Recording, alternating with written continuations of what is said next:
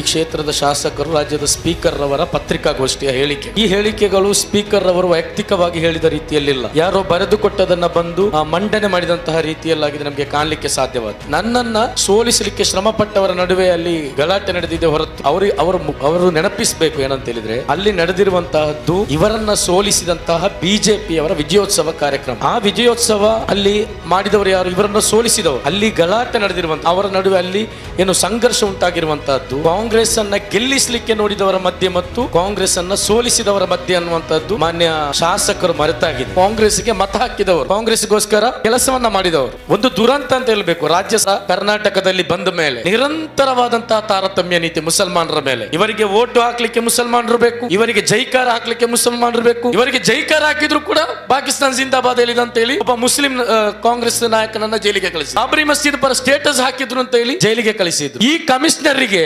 ಬೋಲಿಯಾರ್ನ ಮುಸಲ್ಮಾನರು ಏನು ಮಾಡಿದ್ದಾರೆ ಅಂತ ನಮ್ಗೆ ಗೊತ್ತಿಲ್ಲ. ಯಾಕೆ ಅಷ್ಟೊಂದು ಕೋಪ? ರಾತ್ರಿ 1 ಗಂಟೆಗೆ 12 ಗಂಟೆಗೆ ಮುಸ್ಲಿಮರ ಮನೆಗೆ ಬಂದು ಬಾಗಿಲು ಮುಟ್ಲಿಕ್ಕೆ ಇವರು ಯಾರು? ರೌಟಿಗಳ ಇವರು ಗಾಂಜಾ ಹಾಕಿರ್ತಾರ. ನಮ್ಮ ಮುಸ್ಲಿಂ ಸಮುದಾಯಕ್ಕೆ ಅಷ್ಟು ಬೆಲೆ ಇಲ್ವಾ?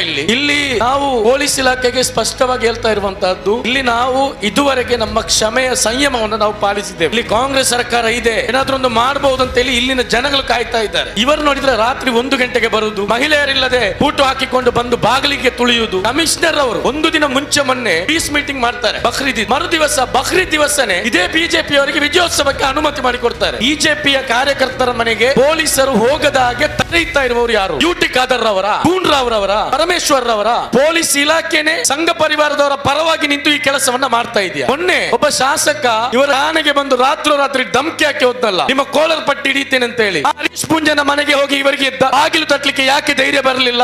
ಭಯಭೀತಿಯಲ್ಲಿ ಬದುಕುವಂತ ಒಂದು ಸಂದರ್ಭ ಇಲ್ಲಿ ಬರ್ತಾ ಇದೆ. ಇದನ್ನ ವಿರೋಧಿಸಿ ನಾಳೆ ನಾವು ರಾಜ್ಯ ಪೊಲೀಸ್ ಸ್ಟೇಷನ್ ಬಳಿ ಮಾರ್ಚ್ ಅನ್ನ ಮಾಡ್ತಾ ಇದ್ದೀವಿ, ಚಲವನ್ನ ಮಾಡ್ತಾ ಇದ್ದೀವಿ. ಇಲ್ಲಿ ನಾವು ಮುಖ್ಯವಾಗಿ ನೋಡಬೇಕಾದಂತಹದ್ದು, ಕಳೆದ ಹಲವು ದಿನಗಳಿಂದ ಒಂದೇ ಕ್ಷೇತ್ರದಲ್ಲಿ, ಒಂದೇ ಕಡೆಯಲ್ಲಿ, ಒಂದೇ ಗ್ರಾಮದಲ್ಲಿ ಒಂದು ವಿಭಾಗವನ್ನು ಮಾತ್ರ ಟಾರ್ಗೆಟ್ ಮಾಡೋದ್ರ ಹಿಂದೆ ಇರುವಂತಹ ಉತ್ಸುಕತೆ ಏನಿದೆ, ಇದರ ಮೇಲೆ ತುಂಬ ಸಂಶಯಗಳು ನಮಗಿದೆ. ಒಂದು ನಮಗೆ ಮುಖ್ಯವಾಗಿ ಹೇಳ್ಬೇಕಂತ ಹೇಳಿದರೆ, ಒಂದು ಜವಾಬ್ದಾರಿಯುತ ಸ್ಥಾನದಲ್ಲಿರುವಂತಹ ಈ ಕ್ಷೇತ್ರದ ಶಾಸಕರು ರಾಜ್ಯದ ಸ್ಪೀಕರ್ ರವರ ಪತ್ರಿಕಾಗೋಷ್ಠಿಯ ಹೇಳಿಕೆಗಳು. ಈ ಹೇಳಿಕೆಗಳು ಸ್ಪೀಕರ್ ರವರು ವೈಯಕ್ತಿಕವಾಗಿ ಹೇಳಿದ ರೀತಿಯಲ್ಲಿಲ್ಲ, ಯಾರೋ ಬರೆದುಕೊಟ್ಟದನ್ನು ಬಂದು ಮಂಡನೆ ಮಾಡಿದಂತಹ ರೀತಿಯಲ್ಲಾಗಿದೆ ನಮಗೆ ಕಾಣಲಿಕ್ಕೆ ಸಾಧ್ಯವಾಯಿತು. ಅಲ್ಲಿ ಒಂದು ವಿಚಾರವನ್ನು ಅವರು ಹೇಳ್ತಾರೆ, ಏನಂತ ಹೇಳಿದರೆ, ನನ್ನನ್ನು ಸೋಲಿಸಲಿಕ್ಕೆ ಶ್ರಮಪಟ್ಟವರ ನಡುವೆ ಅಲ್ಲಿ ಗಲಾಟೆ ನಡೆದಿದೆ ಹೊರತು ಅದು ಬೇರೆ ಏನಲ್ಲ ಅಂತ ಹೇಳಿ ಯಾರು ಶಾಸಕರು ಹೇಳ್ತಾರೆ. ನೀವೆಲ್ಲ ನೋಡಿರ್ಬೋದು ಮಾಧ್ಯಮದವರು. ಬಹುಶಃ ಅವರಿಗೆ ಅವರು ನೆನಪಿಸಬೇಕು ಏನಂತ ಹೇಳಿದರೆ ಅಲ್ಲಿ ನಡೆದಿರುವಂತಹದ್ದು ಇವರನ್ನು ಸೋಲಿಸಿದಂತಹ ಬಿಜೆಪಿಯವರ ವಿಜಯೋತ್ಸವ ಕಾರ್ಯಕ್ರಮ. ಆ ವಿಜಯೋತ್ಸವ ಅಲ್ಲಿ ಮಾಡಿದವರು ಯಾರು? ಇವರನ್ನು ಸೋಲಿಸಿದವರು. ಅಲ್ಲಿ ಗಲಾಟೆ ನಡೆದಿರುವಂಥದ್ದು ಅಲ್ಲ, ಅಥವಾ ಅಲ್ಲಿ ಅವರ ನಡುವೆ ಅಲ್ಲಿ ಏನು ಸಂಘರ್ಷ ಉಂಟಾಗಿರುವಂತಹದ್ದು ಕಾಂಗ್ರೆಸ್ಸನ್ನು ಗೆಲ್ಲಿಸಲಿಕ್ಕೆ ನೋಡಿದವರ ಮಧ್ಯೆ ಮತ್ತು ಕಾಂಗ್ರೆಸ್ಸನ್ನು ಸೋಲಿಸಿದವರ ಮಧ್ಯೆ ಅನ್ನುವಂಥದ್ದು ಮಾನ್ಯ ಶಾಸಕರು ಮರೆತಾಗಿದೆ. ಇವಾಗ ಯಾರು ಜೈಲಲ್ಲಿದ್ದಾರೆ ಹೆಚ್ಚಿನವರು ಮೊನ್ನೆ MP ಇಲೆಕ್ಷನಲ್ಲಿ ಕಾಂಗ್ರೆಸ್ಗೆ ಮತ ಹಾಕಿದವರು, ಕಾಂಗ್ರೆಸ್ಗೋಸ್ಕರ ಕೆಲಸವನ್ನು ಮಾಡಿದವರು. ಆದರೆ ಅಭ್ಯರ್ಥಿಗೆ ಇದುವರೆಗೆ ಅಲ್ಲಿ ಭೇಟಿ ನೀಡಲಿಕ್ಕೆ ಅವರ ಮನಸ್ಸು ಬರಲಿಲ್ಲ. ಆ ಚುನಾವಣೆಯ ಸಂದರ್ಭದಲ್ಲಿದ್ದಂಥ ಕಾಂಗ್ರೆಸ್ ಸಂಸದ ಅಭ್ಯರ್ಥಿ ಯಾರಿದ್ದಾರೆ ಅವರ ಉತ್ಸುಕತೆ ಮತ್ತೆ ಕಾಣಲಿಲ್ಲ.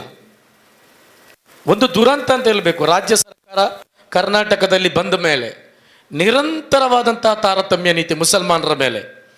ಇವರಿಗೆ ವೋಟ್ ಹಾಕ್ಲಿಕ್ಕೆ ಮುಸಲ್ಮಾನರು ಬೇಕು, ಇವರಿಗೆ ಜೈಕಾರ ಹಾಕ್ಲಿಕ್ಕೆ ಮುಸಲ್ಮಾನರು ಬೇಕು. ಇವರಿಗೆ ಜೈಕಾರ ಹಾಕಿದ್ರು ಕೂಡ ಪಾಕಿಸ್ತಾನ ಜಿಂದಾಬಾದ್ ಹೇಳಿದ ಅಂತ ಹೇಳಿ ಒಬ್ಬ ಮುಸ್ಲಿಂ ಕಾಂಗ್ರೆಸ್ ನಾಯಕನನ್ನ ಜೈಲಿಗೆ ಕಳಿಸಿದ್ರು. ಫಲಸ್ತೀನ್ ಪರ ಪ್ರೊಟೆಸ್ಟ್ ಮಾಡಿದ್ರು ಅಂತ ಹೇಳಿ ಜೈಲಿಗೆ ಕಳಿಸಿದ್ರು. ಬಾಬರಿ ಮಸೀದ್ ಪರ ಸ್ಟೇಟಸ್ ಹಾಕಿದ್ರು ಅಂತ ಹೇಳಿ ಜೈಲಿಗೆ ಕಳಿಸಿದ್ರು. ಯಾಕೆ? ನಾನೇ ಹಾಕಿದಂಥ ಟ್ವೀಟ್ನ ಡಿಸೈನನ್ನು ಶೇರ್ ಮಾಡಿದ್ರು ಅಂತ ಹೇಳಿ ಮುಸ್ಲಿಂ ಯುವಕರನ್ನು ಜೈಲಿಗೆ ಕಳಿಸಿದ್ರು. ಬರೀ ಸ್ಟೇಷನ್ಗೆ ಕರೆಸಿ ಇಂಕ್ವೈರಿ ಮಾಡಿ ಮುಚ್ಚಲಿಕ್ಕೆ ಬರೆದು ಕಳಿಸಿದ್ದಲ್ಲ. ಸಿದ್ದರಾಮಯ್ಯರವರ ಸರ್ಕಾರ ಜೈಲಿಗೆ, ಹೌದು, ಇಲ್ಲಿ ದಕ್ಷಿಣ ಕನ್ನಡ ಜಿಲ್ಲೆಯಲ್ಲಿರುವಂಥ 8 ಶಾಸಕರು ಕೂಡ ಸಂಘ ಪರಿವಾರದವರು ಅಂತ ಅನ್ಕೊಳ್ಳೋಣ, ಅಥವಾ ಅವರನ್ನು ಮೆಚ್ಚಿಸಲಿಕ್ಕಾಗಿ ಕೆಲಸ ಮಾಡುವರು ಅಂತ ಅನ್ಕೊಳ್ಳೋಣ. ಬಾಕಿದ್ದಂತಹ ಇಡೀ ರಾಜ್ಯ ಸರ್ಕಾರವನ್ನು ನೋಡಿದರೆ ನಾನು ಅಹಿಂದ ಪರ ಇದ್ದೇನೆ ಅಂತ ಹೇಳಿ ಬಾಯಿ ತೆರೆದ್ರೆ ಸಿದ್ದರಾಮಯ್ಯರವರು ಹೇಳ್ತಾರೆ. ಯಾಕೆ ಇಷ್ಟೊಂದು ಟಾರ್ಗೆಟ್? ದಕ್ಷಿಣ ಕನ್ನಡ ಜಿಲ್ಲೆಯ ಮುಸಲ್ಮಾನರನ್ನ ಕಣ್ಣೆತ್ತಿ ಕಂಡ್ರೆ ಆಗದಂಥ ಪರಿಸ್ಥಿತಿ ರಾಜ್ಯ ಸರ್ಕಾರಕ್ಕೆ ಯಾಕೆ ಇದೆ? ಯಾಕೆ ಅವರು ಇಲ್ಲಿನ ಮುಸಲ್ಮಾನರನ್ನು ಅವರು ಸಹಿಸ್ತಾ ಇಲ್ಲ? ನಿರಂತರವಾಗಿ ಟಾರ್ಗೆಟ್ ಮಾಡ್ತಾ ಇರೋದು. ಇನ್ನೊಂದು ಕಮಿಷನರ್, ಈ ಕಮಿಷನರಿಗೆ ಬೋಲಿಯಾರ್ನ ಮುಸಲ್ಮಾನರು ಏನು ಮಾಡಿದ್ದಾರೆ ಅಂತ ನಮ್ಗೆ ಗೊತ್ತಿಲ್ಲ. ಯಾಕೆ ಅಷ್ಟೊಂದು ಕೋಪ ಮುಸ್ಲಿಮರ ಮೇಲೆ ಅಂತ ಹೇಳಿ ಇವರು ಯಾಕೆ ಇಷ್ಟೊಂದು ಪ್ರೆಷರ್ ಕ್ರಿಯೇಟ್ ಮಾಡ್ತಾ ಇದ್ದಾರೆ? ರಾತ್ರಿ 1 ಗಂಟೆಗೆ 12 ಗಂಟೆಗೆ ಮುಸ್ಲಿಮರ ಮನೆಗೆ ಬಂದು ಬಾಗಿಲು ಮುಟ್ಲಿಕ್ಕೆ ಇವರು ಯಾರು? ರೌಟಿಗಳ ಇವರು? ಗಾಂಜಾ ಹಾಕಿರ್ತಾರ? ನಮ್ಮ ಮುಸ್ಲಿಂ ಸಮುದಾಯಕ್ಕೆ ಅಷ್ಟು ಬೆಲೆ ಇಲ್ವಾ ಇಲ್ಲಿ? ಇವರಿಗೆ ಬೇಕಾದಾಗ ಇವರು ನಡೆದುಕೊಳ್ಳುವುದಾ?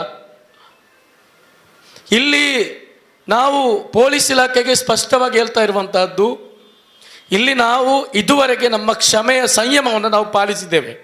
ಈ ವಿಚಾರದಲ್ಲಿ ಏನೋ ಇಲ್ಲಿ ಕಾಂಗ್ರೆಸ್ ಸರ್ಕಾರ ಇದೆ, ಏನಾದರೂ ಒಂದು ಮಾಡಬಹುದು ಅಂತೇಳಿ ಇಲ್ಲಿನ ಜನಗಳು ಕಾಯ್ತಾ ಇದ್ದಾರೆ.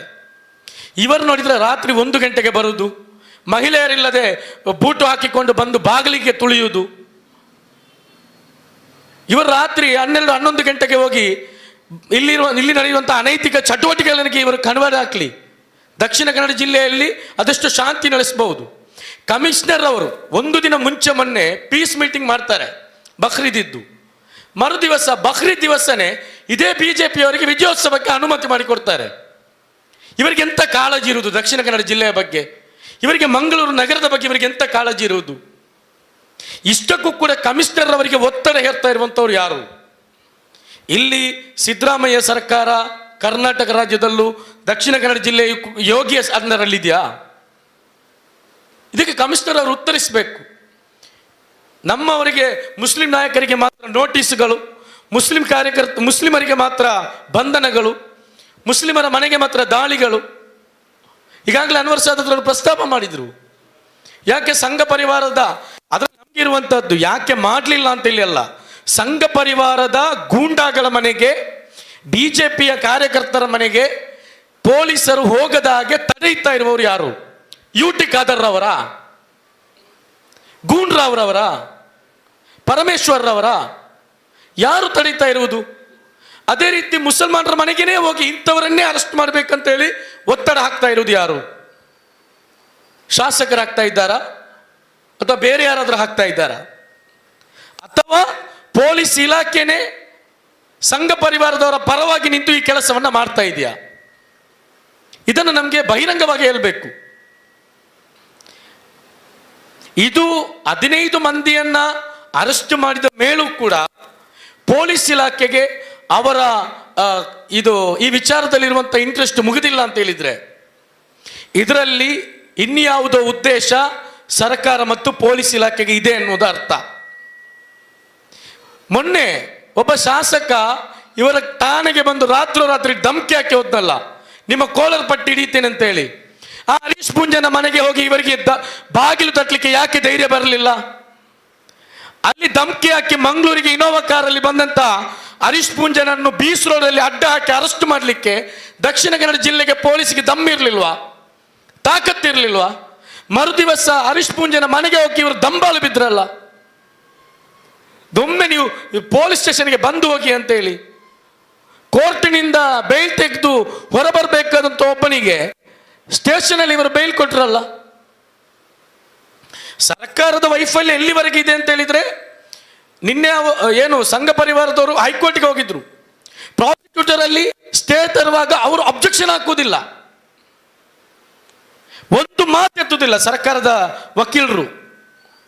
ಪ್ರಭಾಕರ್ ಭಟ್ರನ್ನ ಅರೆಸ್ಟ್ ಮಾಡಬೇಕಂತ ಇತ್ತು, ಅವರ ಮೇಲೆ FIR ದಾಖಲಾಯಿತು. ಸ್ವಯಂ ಸರ್ಕಾರ ಕೇಸು ದಾಖಲಿಸಬೇಕಿತ್ತು, ಇರಲಿ, ಜನಗಳು ಹೋಗಿ ಕೇಸು ದಾಖಲಿಸಿದ್ರು. ಅಲ್ಲಿಯೂ ಕೂಡ ಸರ್ಕಾರ ಹೇಳಿದ್ರು ನಾವು ಬಂಧಿಸುವುದಿಲ್ಲ, ನಮಗೆ ಬಂಧಿಸುವ ಪ್ರಭಾಕರ್ ಭಟ್ ಅಂತ ಮುಟ್ಟುವ ದಮ್ಮಿಲ್ಲ ಅಂತ ಹೇಳಿ. ಬಾಲನ್ ಅನ್ನುವಂತ ರಾಜ್ಯದ ಒಬ್ಬ ಪ್ರಮುಖ ವಕೀಲರು ಅಲ್ಲಿ ವಾದಿಸಿದ್ರು. ಆದ್ರೂ ಕೂಡ ಸರ್ಕಾರ ಅಲ್ಲಿ ಏನ್ ಮಾಡಿತ್ತು, ಅವರಿಗೆ ಪ್ರಭಾಕರ್ ಭಟ್ರವರ ಪರವಾಗಿ ನಾನು ಅಧಿಕಾರಕ್ಕೆ ಬಂದ್ರೆ ಪ್ರಭಾಕರ್ ಭಟ್ರನ್ನ ಬಂಧಿಸ್ತೇವೆ ಅಂತ ಹೇಳಿದಂತ ಇದೇ ಸಿದ್ದರಾಮಯ್ಯ ಸರ್ಕಾರ ಬೆಂಬಲಿಗೆ ನಿಂತಿತ್ತು. ಇವತ್ತು ಬೋಳಿಯಾರ್ನಲ್ಲಿ ಸಂಘ ಪರಿವಾರದ ಗೂಂಡಾ ನಾಯಕರುಗಳು ಬಂದು ಎರಡು ಹೇಳಿಕೆ ಕೊಟ್ಟಾಗ, ಅಲ್ಲಿನ ಬಿಜೆಪಿ ನಾಯಕರು ಬಂದು ಹೇಳಿಕೆ ಕೊಟ್ಟಾಗ ಕಾಂಗ್ರೆಸ್ ಸರ್ಕಾರ ಅವರ ಪರವಾಗಿ ನಿಲ್ತಾ ಇದೆ. ಪೊಲೀಸ್ ಇಲಾಖೆ ಅವರಿಗೆ ಬೇಕಾಗಿ ಕೆಲಸವನ್ನು ಮಾಡ್ತಾ ಇದೆ. ಇದು ಇದೇ ರೀತಿ ಮುಂದುವರಿಯುವುದಾದರೆ ಖಂಡಿತವಾಗಿಯೂ ಕೂಡ ದಕ್ಷಿಣ ಕನ್ನಡ ಜಿಲ್ಲೆಯ ಅಲ್ಪಸಂಖ್ಯಾತರು ಒಟ್ಟಾಗಲಿದ್ದಾರೆ. ಇವರನ್ನ ಹೇಗೆ ಎದುರಿಸಬೇಕು ಅಂತೇಳಿ ಪ್ರಜ್ಞಾವಂತರಿಗೆ ಗೊತ್ತಿದೆ. ಇಲ್ಲಿ ಸಂಘ ಪರಿವಾರದ ಪ್ರಯೋಗಶಾಲೆಗೆ ಪೊಲೀಸ್ ಇಲಾಖೆ ಮತ್ತು ಸರ್ಕಾರ ಬೆಂಬಲವನ್ನು ಕೊಡುವುದಾದರೆ, ಅವರನ್ನ ಪೋಷಿಸುವುದಾದರೆ, ಬೋಲಿಯಾರ್ ಘಟನೆಯ ವಿಚಾರದಲ್ಲಿ ನಾವೆಲ್ಲರೂ ಕೂಡ ಒಟ್ಟಾಗಲಿಕ್ಕಿದ್ದೇವೆ. ನಾವು ಪಕ್ಷಾತೀತವಾಗಿ ಒಟ್ಟಾಗಲಿಕ್ಕಿದ್ದೇವೆ.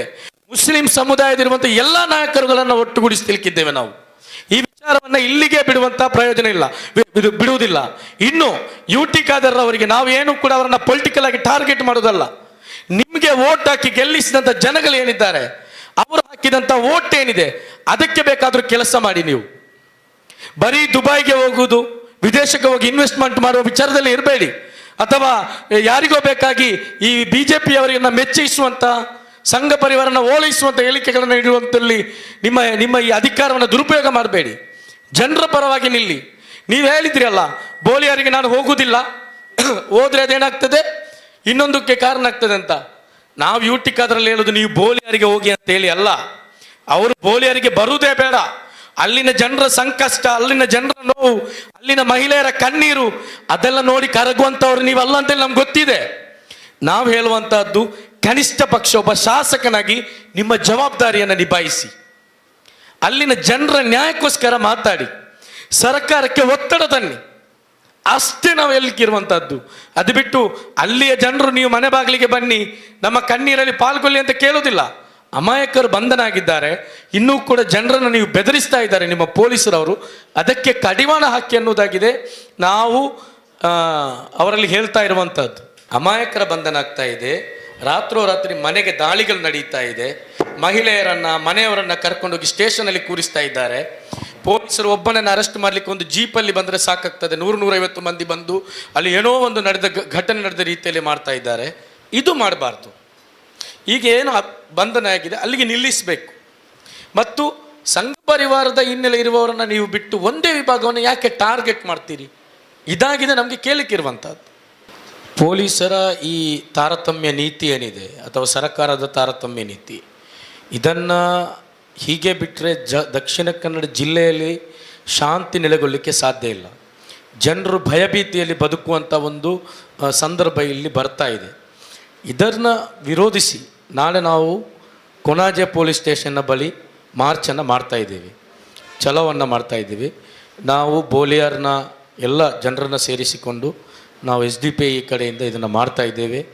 ಇದು ನಾವು ಪೊಲೀಸ್ ಕಮಿಷನರ್ರವರಿಗೆ ಮತ್ತು ಸರ್ಕಾರಕ್ಕೆ ನಾವು ಹೇಳಲಿಕ್ಕಿರುವಂತಹದ್ದು, ಇದು ಜನಪರವಾಗಿ ಜನರಿಗೋಸ್ಕರ, ಜನರ ಹಕ್ಕುಗಳು ಸಂರಕ್ಷಣೆ ಆಗಬೇಕು, ಜನರು ನಿರ್ಭೀತಿಯಲ್ಲಿ ಬದುಕುವಂಥ ವಾತಾವರಣ ಇಲ್ಲಿ ನಿರ್ಮಾಣ ಆಗಬೇಕು, ಮತ್ತು ಅನ್ಯಾಯವಾಗಿ ಅಕ್ರಮವಾಗಿ ಬಂಧಿಸುವುದನ್ನು ನಿಲ್ಲಿಸಬೇಕು, ಮತ್ತು ಸಂಘ ಪರಿವಾರ ಏನು ಪರವಾದಂಥ ಈ ಆಡಳಿತ ಏನಿದೆ ಇದಿಲ್ಲಿ ಕೊನೆಗೊಳ್ಳಬೇಕು ಅನ್ನುವಂಥ ಈ ರಾಜ್ಯ ಸರ್ಕಾರ ಮತ್ತು ಪೊಲೀಸ್ ಇಲಾಖೆಯ ತಾರತಮ್ಯ ಧೋರಣೆಯನ್ನು ಖಂಡಿಸಿ ನಾವು ನಾಳೆ ಈ ಒಂದು ದೊಡ್ಡ ಮಟ್ಟದ ಹೋರಾಟವನ್ನು ಮಾಡ್ತಾ ಇದ್ದೇವೆ.